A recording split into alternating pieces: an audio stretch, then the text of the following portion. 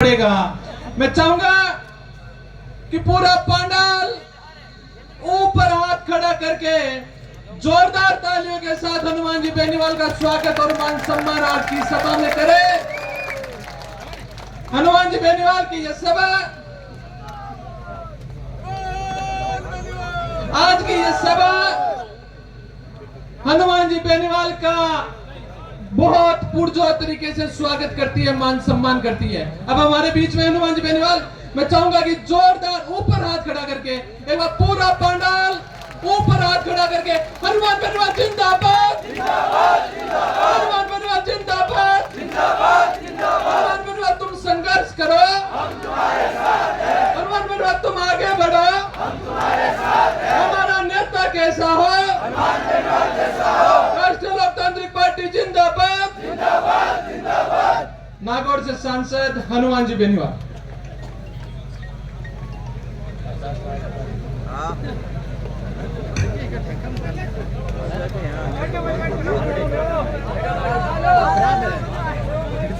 केवसर की आज की इस नामांकन रैली के अंदर मंचासीन छोटे भाई और केवसर के पूर्व विधायक जो छात्र जीवन से हर संघर्ष हर उतार चढ़ाव के अंदर मेरे साथ खड़े रहे, नारायण बेनीवाल जी, मेरी बहन और राजस्थान की विधानसभा के अंदर बावरी समाज की आवाज बनी, मेड़ता की पूर्व विधायक इंदिरा बावरी जी, छोटे भाई जाइल से जो विधायक बनते बनते रह गए थे अनिल बारूपाल जी,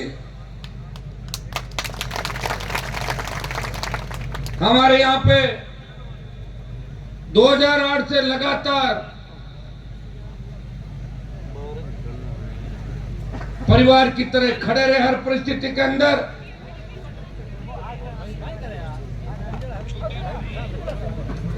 जिन्होंने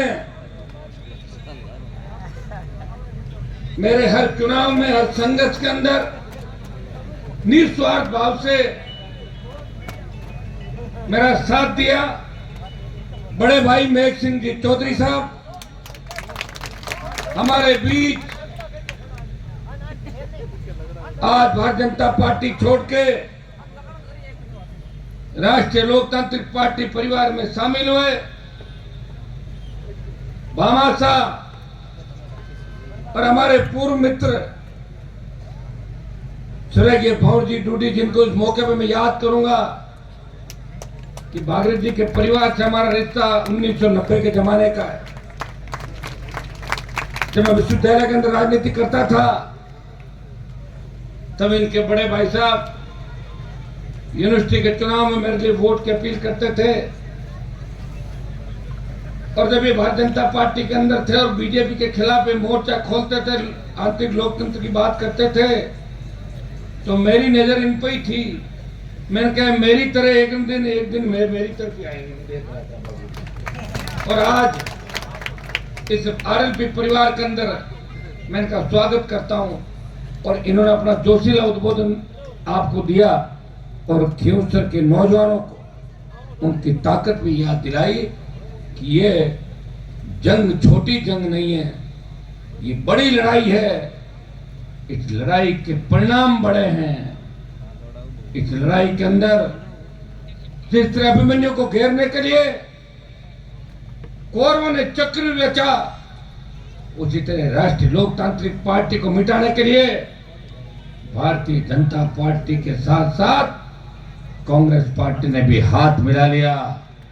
और कांग्रेस के प्रदेश अध्यक्ष यहाँ की कांग्रेस पार्टी को बोले, जब जिले की कांग्रेस ने कहा कि यहाँ तो कांग्रेस की 4 बार जमानत जब्त हुई है, लोकसभा में हनुमान जी का अलायंस था और हम 0 से 11 सीट पे आए, जब दौसा, टोंक, सवाई माधोपुर और झुंझुनू में सीटें एमपी के भरोसे छोड़ रहे हैं, ये तो उनकी सीट है।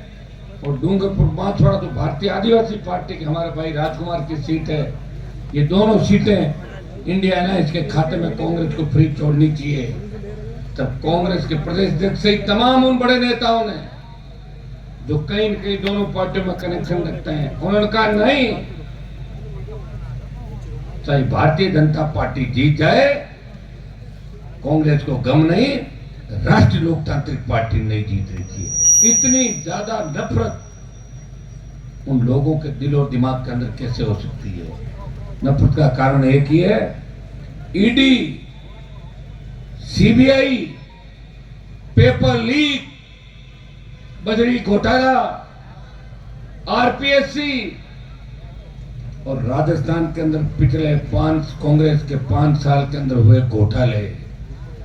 कई ईडी आए और गिरफ्तार नहीं कर ले, इसलिए भजनलाल को ओबलाइज करने के लिए बीजेपी को सीट परोसी गई। आप तो 7 सीटों पे भाजपा को जिताओ और हम कांग्रेस का बंटाधार कर देंगे। हमने पहले भी कांग्रेस को 3 दड़ों में बांटा था। भाइयों, मंच में हमारे बावड़ी के प्रधान भाई राजूराम जी खोजा, प्रभुदयाल जी जो लूणखंड सबसे प्रत्याशी रहे, और प्रभुदयाल जी ने एक बात नहीं बताई, बाकी तो बता दी सारी, कि मैं इनको आरएलपी से चुनाव लड़ना चाहता था ताकि मेरी पार्टी मजबूत होती और ये चुनाव निकाल लेते। क्यों सरपंच साहब? ये निकालते कब जब शुरुआत के अंदर आ जाते। लेकिन गुरुजी की इच्छा थी कि मैं निर्दलीय लड़ूंगा और हम इनका वेट करते रहे। लेकिन मुझे पूरा भरोसा कि आरएलपी से लड़ते रहे, इनके वोट इनको पूरे मिलते तो निश्चित रूप से राजस्थान की विधानसभा। मैं आगे भी इनको कहूंगा, गुरुजी आप जैसे मार्गदर्शक की भूमिका की हमें बहुत बड़ी आवश्यकता है, क्योंकि ब्राह्मणों का आशीर्वाद तो हर मामले में हर व्यक्ति को, हर जाति को चाहिए। चाहे कोई ब्राह्मण समाज की बुराई करेगा, लेकिन वो अपने कार्यक्रमों के अंदर ब्राह्मण को ही आमंत्रित करेगा। ब्राह्मण के बिना तो शुभ कार्य, आज नॉमिनेशन हुआ तो पूछता था। रूपाराम जी हमारे पूर्व प्रधान, नागौर के उप प्रधान, शेरगढ़ के लक्ष्मण जी। अब 5 मिनट सुन के जाओ, कहाँ जा रहे हो? वो पहले खड़ा हो गया ना, इन्होंने सोचा कम भाषण देंगे आज, वो उसी को मान लिया इन्होंने। थोड़ी देर रुको एक बार ना। उप प्रधान संपत जी, छोटे भाई और बाड़मेर की उभरती हुई आवाज थान सिंह डोली, हमारे खींवसर के उप प्रधान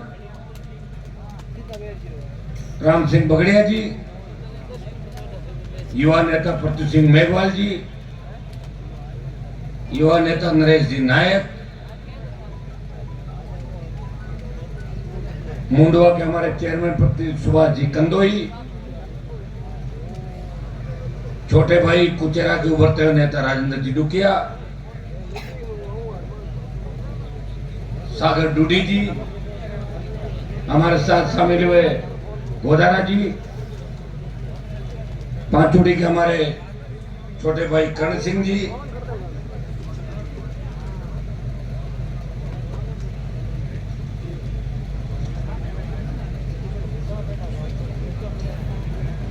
पिछली 2 चुनाव के अंदर